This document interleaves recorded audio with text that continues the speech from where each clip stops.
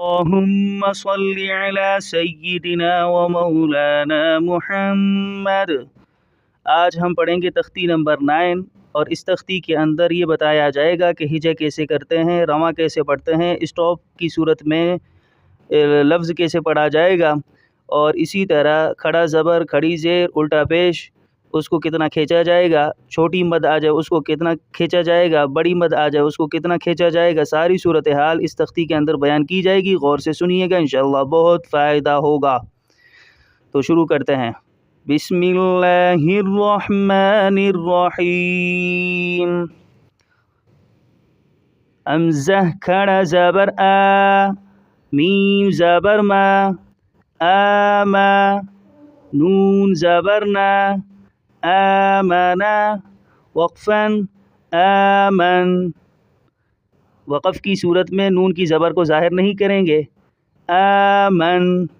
اب یہ الف نہیں رہا، یہ حمزہ ہے کیونکہ اس پر کھڑا زبر ہے اور ایک الف کے بقدر کھینچ کر پڑھا جاتا ہے۔ حمزہ کھڑا زبر آ، واو کھڑا زبر وا، آوا، وقفاً آوا۔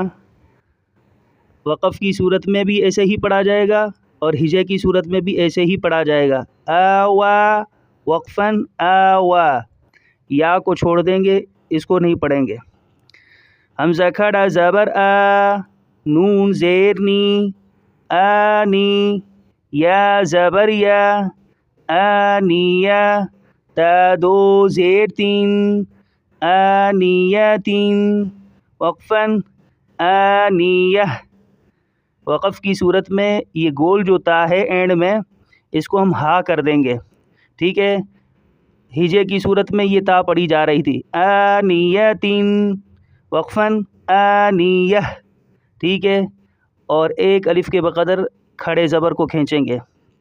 حمزہ کھڑی زیر ای، لام کھڑا زبر لا، ایلا، فا زیر فی، ایلافی، وقفاً ایلاف۔ وقف کی صورت میں فا کی زیر کو ظاہر نہیں کریں گے، ایلاف۔ ایک الف کے بقدر اس کو کھینچیں گے اور اس کو بھی۔ حمزہ یا زبر ای، نون زبر نا، اینا، وقفاً این، ٹھیک ہے، اور نون کی زبر کو ظاہر نہیں کریں گے۔ با زیر بی، ہا کھڑی زیر ہی، بھی، وقفاً بہ۔ وقف کی صورت میں کھڑی زیر کو ظاہر نہیں کریں گے، بہ، ٹھیک ہے۔ جیم الف مد زبر جا، حمزہ زبر آ، جا، وقفاً جا۔ بڑی مد آ چکی ہے تو اس کو 5 الف کے برابر کھینچ کر پڑھیں گے، ٹھیک ہے، یہ بڑی مد کہلاتی ہے۔ دوبارہ دیکھیں، جیم الف مد زبر جا، حمزہ زبر آ، جا، وقفاً جا، ٹھیک ہے، اور اس کی زبر کو ظاہر نہیں کریں گے حمزہ کی۔ جیم الف مد یا زیر جی، حمزہ زبر آ، جی، وقفاً جی۔ دوبارہ دیکھیں، جیم الف مد یا زیر جی، حمزہ زبر آ، جی، وقفاً جی، ٹھیک ہے۔ ہا الف زبر ہا، را دو زیر رن، ہارن، وقفاً ہار۔